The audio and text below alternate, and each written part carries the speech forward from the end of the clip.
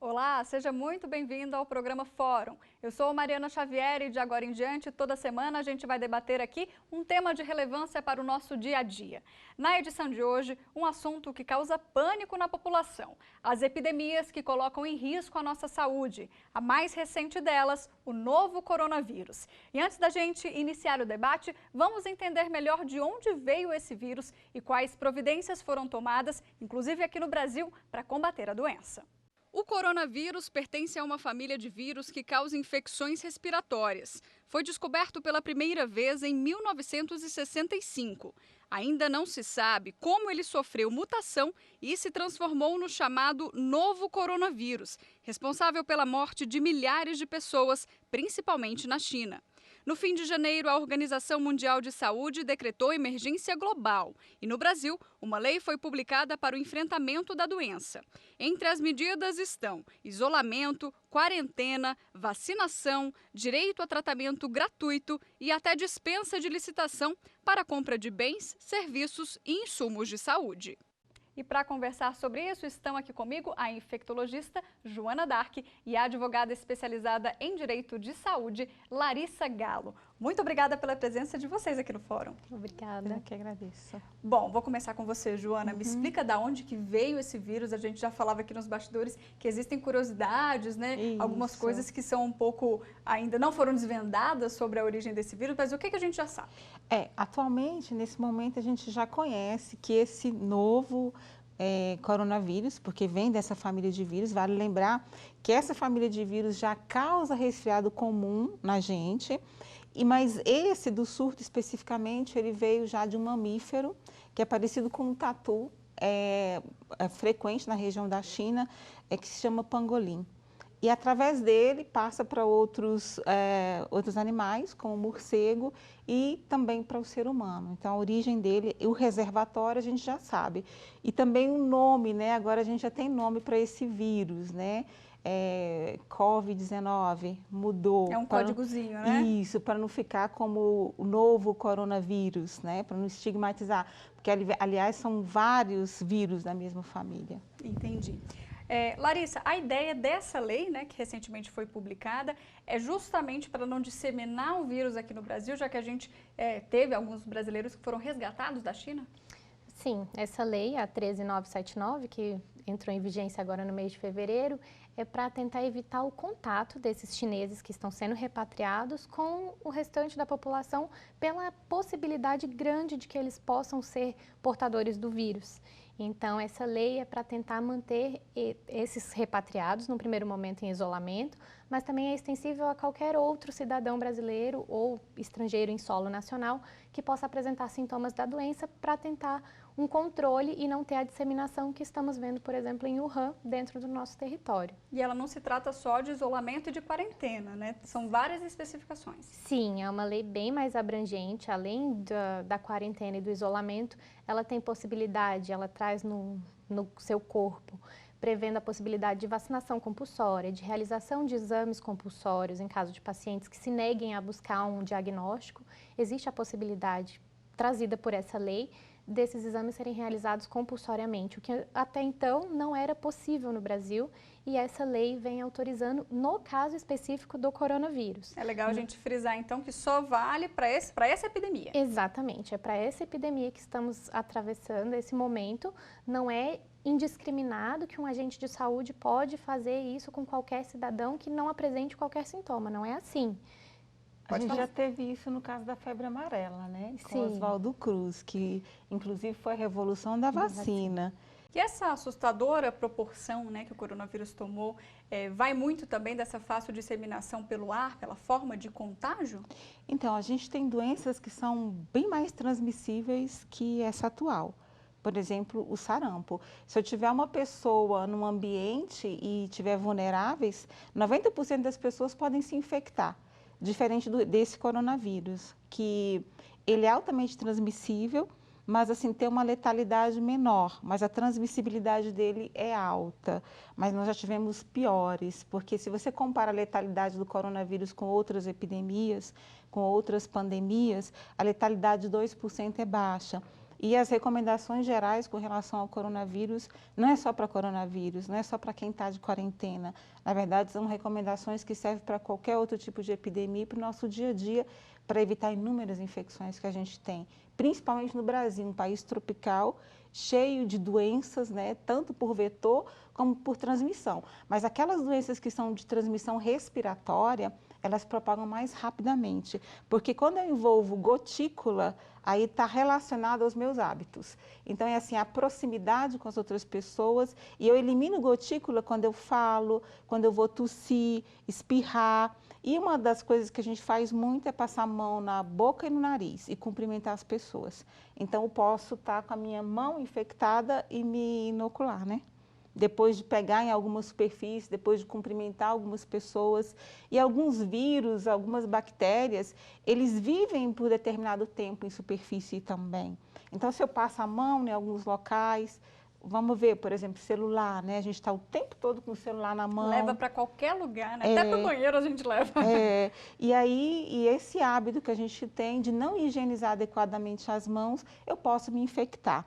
E no caso do coronavírus, esse, por exemplo, a gente tem também a questão dos animais. O contato com algumas secreções. Como é vírus que circula entre animais, então a forma de manipular, a forma, por exemplo, na China, né, a gente viu lá, eles manipulam sem luvas, sem EPIs e comem. Então, assim, essa transmissão foi facilitada por esses fatores. Mas as de transmissão respiratória são as que mais propagam pessoa a pessoa. E por que essa emergência global foi declarada pela OMS, já que a taxa de letalidade, você mencionou aqui agora, não é tão alta? Qual que seria, assim, o critério, né, para se declarar essa emergência? A gente viu que o critério maior está associado à questão de vulnerabilidade com relação a outros países. Uma coisa é você ter, por exemplo, um paciente que chega, digamos assim, na Alemanha, na Europa, onde rapidamente é feito um controle, um exame laboratorial, o isolamento, uma quarentena.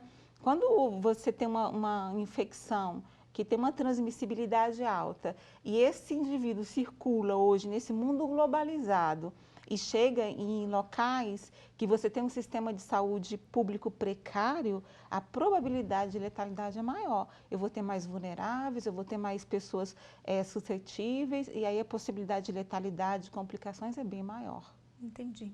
Larissa, essa lei que foi recentemente publicada é de praxe sempre que tem alguma nova epidemia?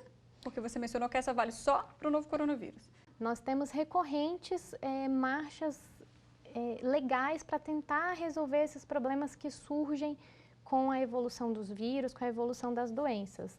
Não é que seja necessariamente obrigatório, mas é uma forma do governo tentar garantir que vai estar entregando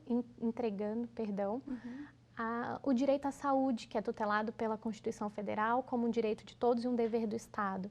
Então, o Estado busca alguns meios legais de garantir que essas pessoas vão ter assistência em casos específicos de doenças novas, de epidemias novas que acontecem. Perfeito. O que é bom, né? Porque em algumas situações, por exemplo, se o Estado não intervir de uma forma efetiva, aí é a barbárie, né? A gente tem problemas seríssimos que a gente vê aí, por exemplo, com a questão vacinal e a reintrodução do sarampo. Exatamente. Aqueles pais que não levam filhos para vacinar, era o meu são próximo negligentes. tópico, né? No ano passado teve um boom do sarampo que assustou muito a classe médica, e isso se deve justamente a esse fato de alguns pais levantarem essa bandeira contra a vacinação. Você acredita que esse seja, assim, um dos fatores? É um dos fatores, mas tem um estudo pela Sociedade Brasileira de Imunização, em parceria com uma ONG, que demonstrou o seguinte, que no Brasil, o aumento do sarampo e algumas doenças infecciosas, elas estão associadas não tanto aos movimentos, por exemplo, antivacina, é mais a uma certa resistência que as pessoas têm de ir ao centro de saúde, mesmo tendo um insumo. Aquela sensação de falsa segurança, de que assim, não vou, não tem sarampo. não vai acontecer nada, estou Fake news trabalhando que o veio dia também todo. atrapalhando um pouco, né? Isso, inclusive com relação a fake news, tem um estudo também que demonstra que os brasileiros, com relação à vacina, de cada 10 pessoas, 7 acreditam em uma doença, em uma informação, uma falsa informação que captou na internet com relação a vacinas. Então, assim, tem uma disseminação fácil de fake news e que dificulta, às vezes, esse trabalho de prevenção. A gente não precisa nem ir longe, né? Quando tem aquela vacina anual, tanto nas empresas, vacina da gripe, o pessoal fala, não vou tomar porque logo depois eu fico gripado. Mito isso? Mito, nossa, com certeza. Até porque, por exemplo, a vacina da gripe não é de vírus vivo. Tem algumas vacinas, como por exemplo a tríplice viral, que é de vírus vivo atenuado. Aí tem, por exemplo, a vacina da catapora, que a minha filha tomou, ela fez um quadro leve, mas é um quadro leve, é um vírus atenuado. Você não vai ter as consequências de uma doença. Mas assim, por exemplo, a da gripe nem é vírus vivo, então você não tem como produzir gripe, não tem como fazer com que a pessoa adoeça pela vacina. Então a gente tem que ter muito cuidado com o que escuta. E Larissa, os pais têm essa responsabilidade e obrigação da vacinação com os filhos? Existe alguma punição para esses pais que não levam os filhos para tomar essas vacinas obrigatórias? Então, Mariana, hoje nós não temos uma penalização para esses pais. Nós temos a previsão no artigo 227 da Constituição, que é dever da família e do Estado garantir a saúde e o bem-estar da criança. E a vacina certamente se enquadra nessa definição de saúde. Mas hoje não existe a previsão legal. Tem um projeto de lei sendo votado no Congresso Nacional para tipificar como crime essa negligência dos pais que não vacinam os filhos. Nós vamos esbarrar em outras esferas do direito, o direito da personalidade, a gente tem alguns cultos que não permitem, nós vamos esbarrar em outros problemas, certamente, mas tem um projeto sendo votado até mesmo para penalizar quem divulga as fake news sobre a vacina. Nesse projeto de lei versa tanto sobre os pais que negligenciam a vacina, quanto as pessoas que disseminam falsas informações acerca do assunto, por mídia social ou por qualquer mídia que seja. Isso é bem interessante porque, por exemplo, tem alguns países que chega a cobrar multa, né? Nos Estados Unidos, com o aumento do sarampo, aí em alguns estados eles já estavam trabalhando essa questão de multa.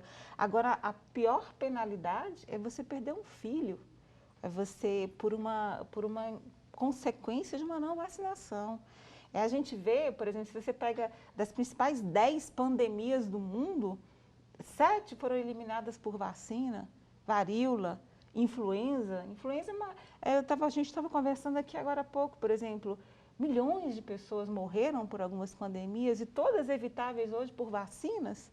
Então, assim, não tem nem o que questionar, essas doenças que foram erradicadas e estão voltando realmente é absurdo, né? Se você tem como evitar. A gente vê o Estado tentando algumas formas de garantir essa vacinação. Um exemplo é que em colégios públicos é exigido o cartão de vacinação na matrícula. Entretanto, não pode haver a exclusão do aluno quando ele não está vacinado, porque o direito à educação também é previsto legalmente e é um dever do Estado, ao contrário da vacinação, que hoje não é obrigatória. Então, nós temos alguns meios, quando um colégio público pega, aqui no Distrito Federal, por exemplo, nós temos alguns colégios que encaminham ao Conselho Tutelar para tentar fazer um acompanhamento com essa família, para tentar buscar e levar para essa vacinação. Tentando, de algumas outras formas, o governo tenta buscar essas famílias, já que hoje nós não temos nada de sanção legal para esses pais que negligenciam a vacinação dos filhos. Joana, você citou há pouco pandemia, né? Tem algumas palavrinhas, né? Surto, epidemia, pandemia, endemia. Elas têm significados diferentes? Tem sim. Por exemplo, geralmente algumas doenças elas são sazonais, né? A gente tem o que a gente chama de canal endêmico, que é a oscilação de algumas doenças dentro do esperado. Por exemplo, a gente tem alguns casos de febre amarela que é esperado no DF, no entorno, e não chega a ser um surto ou uma epidemia.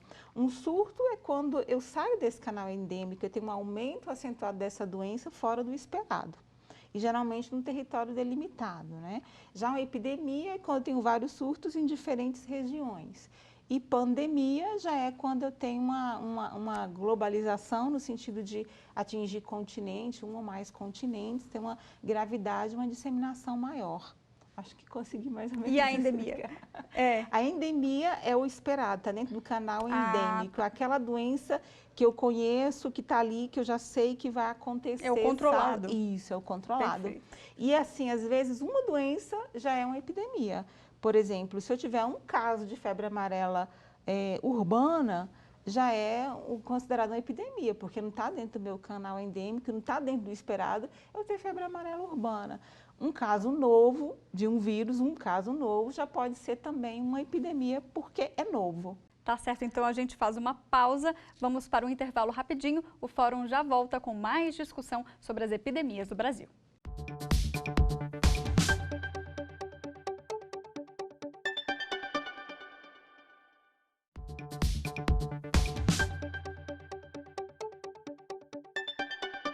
Estamos de volta com um debate sobre epidemias no Brasil. A gente abre esse segundo bloco falando da hanseníase, antigamente conhecida como lepra. Qual será o quadro atual da doença no Brasil e quais os direitos esses pacientes têm? Vamos ver na reportagem.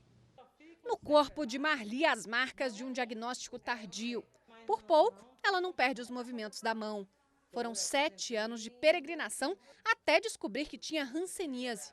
O tratamento não foi o único desafio. A aposentada esbarrou também no preconceito. Um senhor de idade perguntou para mim, você não tem direito de estar aí, não sei o que. Eu disse, vamos fazer o seguinte, eu quero a sua idade, você fica com minha doença. Aí quando ele perguntou qual era a minha doença, eu disse o nome popular, que todo mundo conhece, eu disse, eu tenho lepra. Quando eu olhei para a fila, não tinha mais nenhum idoso perto de mim. Todos os anos, mais de 200 mil novos casos de hanseníase são diagnosticados no mundo, segundo a Organização Mundial da Saúde. O que acende o alerta vermelho é que 80% deles se concentram no Brasil, na Índia e na Indonésia. No último levantamento da OMS, só em 2017 foram quase 30 mil brasileiros identificados com a doença. A hanseníase afeta principalmente a pele e os nervos, mas com tratamento precoce os sinais quase não aparecem no corpo. Além disso, os medicamentos evitam a transmissão. O que pouca gente ainda sabe é que não se pega a doença no dia a dia. É preciso contato próximo e prolongado com uma pessoa doente. A hanseníase pode demorar até 5 anos para dar os primeiros sinais. Ela é transmitida por secreções com saliva, em tosse e espirros, por exemplo. A pessoa não vai pegar hanseníase por estar próximo de outra no trabalho, por conversar com outra, por estar no mesmo ônibus, no mesmo transporte coletivo da outra, certo? Nem mesmo por compartilhamento de talheres, copos. É apenas aquele paciente que reside com o paciente que tem hanseníase que pode fazer o foco de transmissão. O Sistema Único de Saúde é responsável por oferecer acompanhamento multidisciplinar desde o diagnóstico. Nisso, o Hospital Universitário de Brasília é referência. São mais de 160 atendimentos por mês. Semanalmente, o pessoal se encontra para um bate-papo, apoio mútuo para fortalecer o tratamento. A história da hanseníase no Brasil por muitos anos foi marcada pelo estigma. Pessoas foram forçadas a ficar isoladas em colônias enquanto não havia tratamento. Famílias repartidas, filhos tirados dos pais. Nesta época, o nome dado à doença ainda era lepra.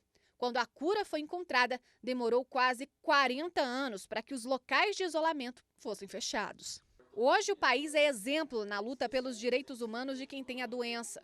Foi o segundo do mundo a garantir na justiça a indenização de pessoas que ficaram isoladas. O Brasil é hoje um país que mais evoluiu na questão dos direitos humanos da doença.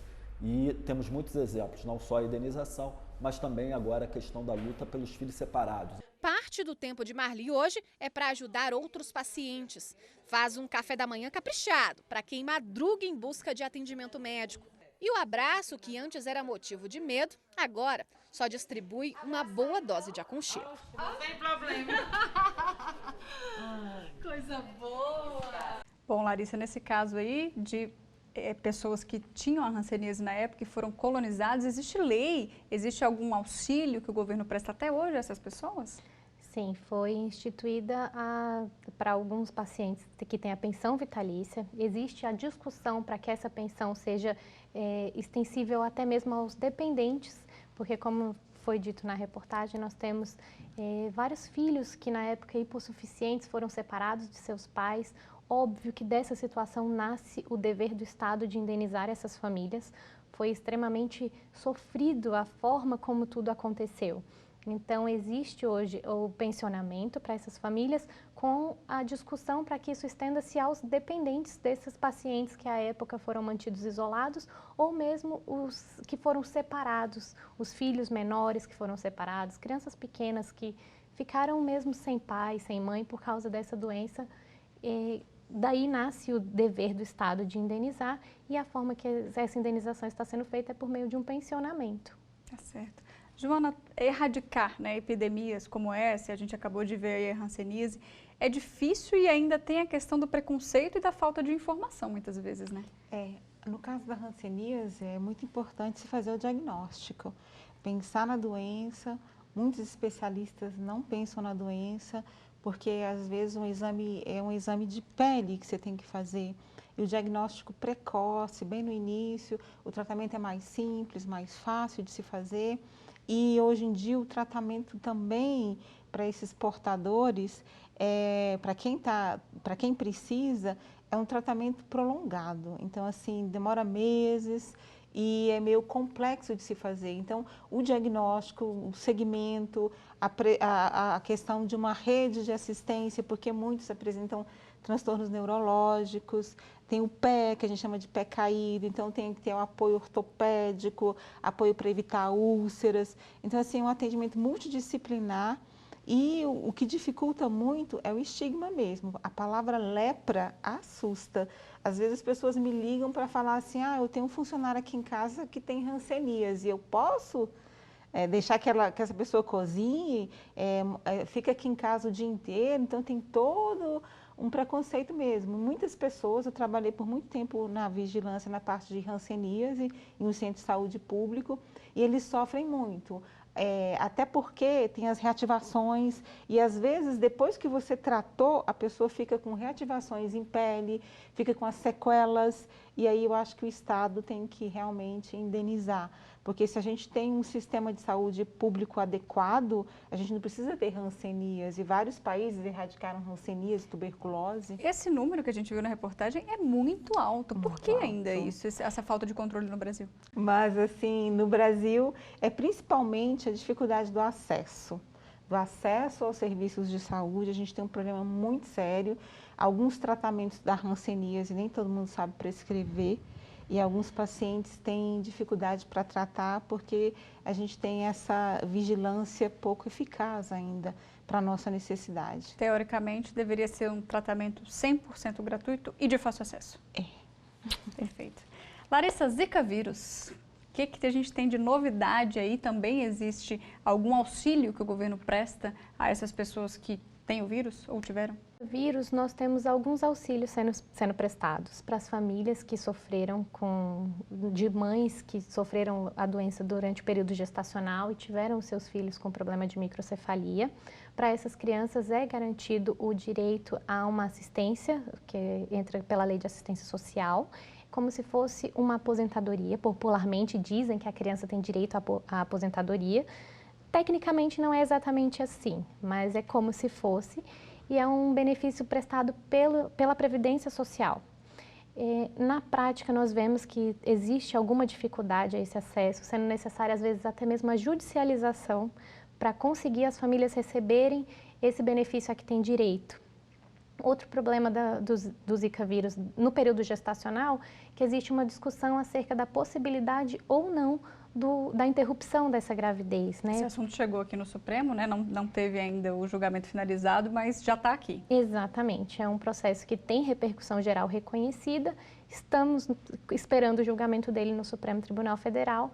Atualmente ele está concluso, a relatora, ministra Carmen Lúcia, mas ainda não tem data para julgamento. Joana, prevenção. Vamos falar um pouco disso, né? Quando a epidemia está aí no auge, adianta aqueles cuidados básicos de lavar a mão? O que fazer? O que é o ideal? Conta pra gente.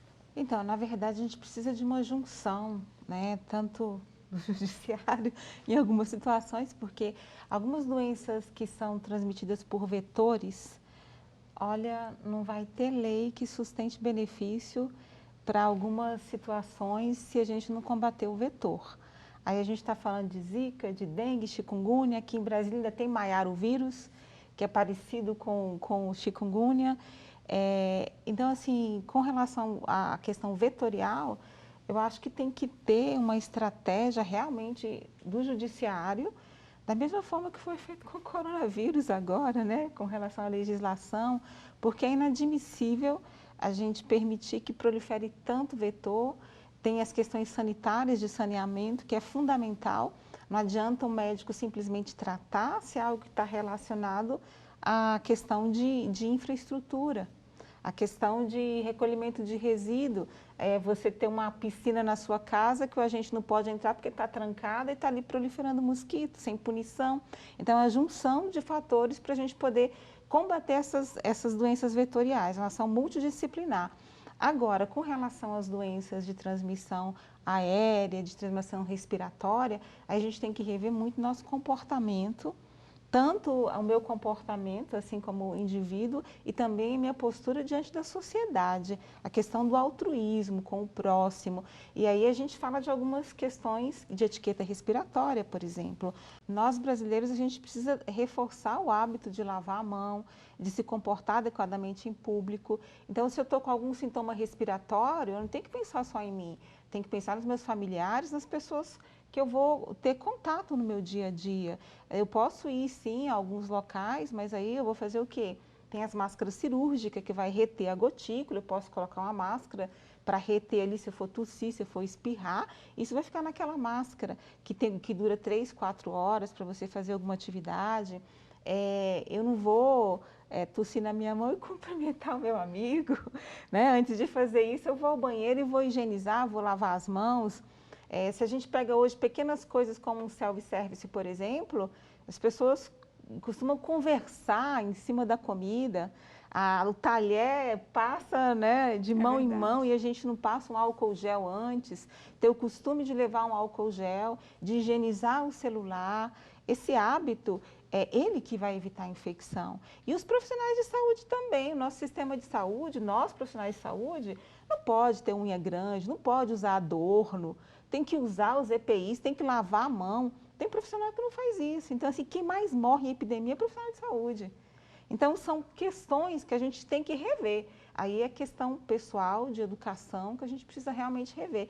E o nosso famoso abraço, beijinho, né? O brasileiro é muito caloroso. Né? Mas não tem problema cumprimentar, né?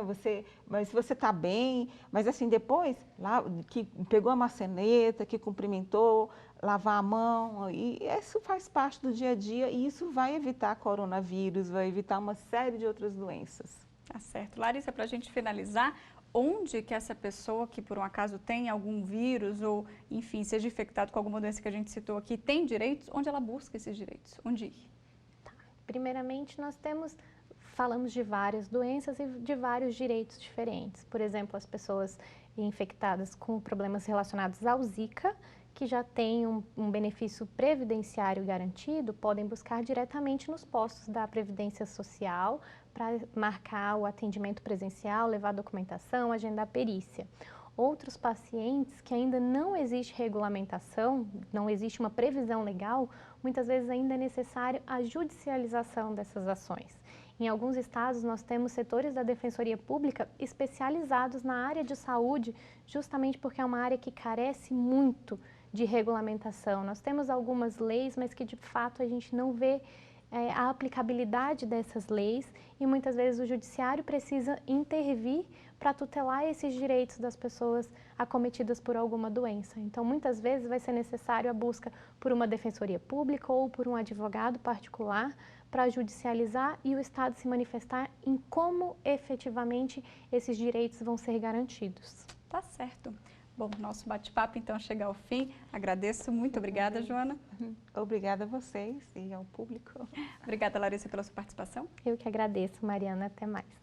Bom, você pode rever esse programa e acompanhar as notícias da TV Justiça nas nossas redes sociais. No YouTube, o canal é TV Justiça Oficial e no Twitter, @TV Justiça. Até semana que vem. Tchau!